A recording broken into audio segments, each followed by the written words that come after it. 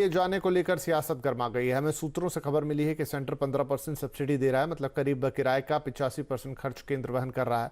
सिर्फ 15% राज्य सरकारों को ही देना पड़ रहा है। इसके अलावा मजदूरों को फूड और सेफ्टी गियर भी मुहैया कराए जा रहे हैं। ऐसे में केंद्र सरकार राज्यों पर ब्लेम बढ़ रही है, तो राज्य केंद्र पर। इस तरह पूरे मामले में सियासत तेज है, क्योंकि कांग्रेस, आरजेडी जैसी पार्टियों ने कहा है कि वो मजदूरों का किराया भरने के लिए तैयार हैं।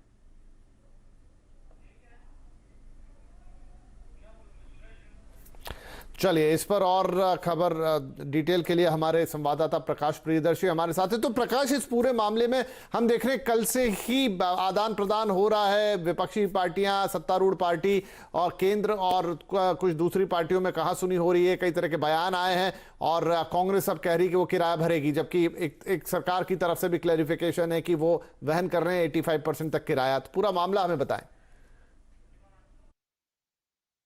देखिए, देश के अलग अलग हिस्सों में जो प्रवासी मजदूर फंसे हुए हैं उनके लिए ट्रेन की घोषणा करने से उनको काफी राहत मिली है। काफी कम समय में वो अपने होम स्टेट पहुंच रहे हैं। पिछले 3 दिनों में रेलवे ने करीब 34 से ज्यादा श्रमिक स्पेशल ट्रेन की शुरुआत जो है वो की है।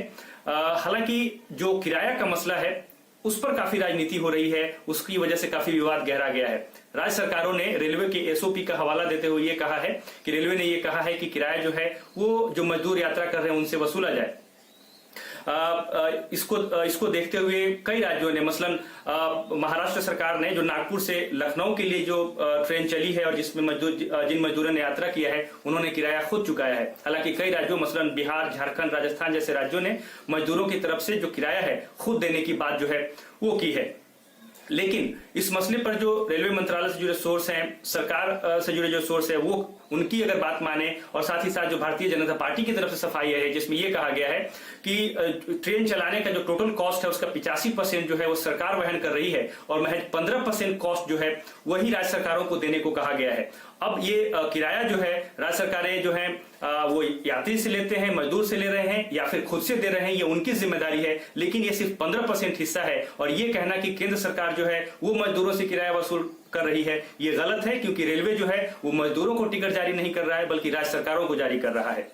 ये तो ही किराए की बात। लेकिन किसी भी राज्य में आप फंसे हैं और आपको यात्रा करना है तो आपके लिए ये जानना जरूरी है कि आप जिस भी राज्य में हैं उसके लिस्ट में आपका नाम होना जरूरी है। और इसलिए आप हेल्पलाइन नंबर के जरिए खुद का रजिस्ट्रेशन कराएं। आप नोडल ऑफिसर्स को अप्रोच कर सकते हैं, जो शेल्टर्स बने हैं उसको अप्रोच कर सकते हैं। जब तक आपका लिस्ट में नाम नहीं आएगा आप यात्रा नहीं कर सकते। रेलवे जो है इस तरीके से खुद से अगर आप स्टेशन पहुंचते हैं तो भी आपको यात्रा की इजाजत जो है वो नहीं देगा। जी, शुक्रिया। अप्रवासी से ट्रेन का किराया वसूले जाने पर कांग्रेस प्रवक्ता रणदीप सुरजेवाला ने सरकार पर निशाना साधा है। साथ ही उन्होंने कहा है कि कांग्रेस पार्टी अप्रवासी मजदूरों को घर वापस लौटाने वाले दूसरे लोगों का किराया वहन करेगी।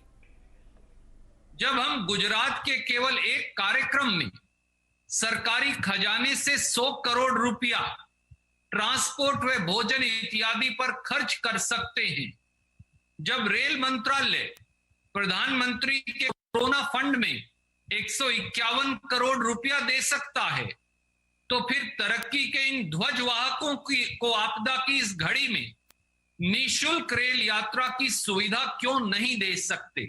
भारतीय राष्ट्रीय कांग्रेस ने यह निर्णय लिया है कि प्रदेश कांग्रेस कमेटी की हर इकाई हर जरूरतमंद श्रमिक व कामगार के घर लौटने की रेल यात्रा का टिकट खर्च वहन करेगी, वह इस बारे जरूरी कदम उठाएगी।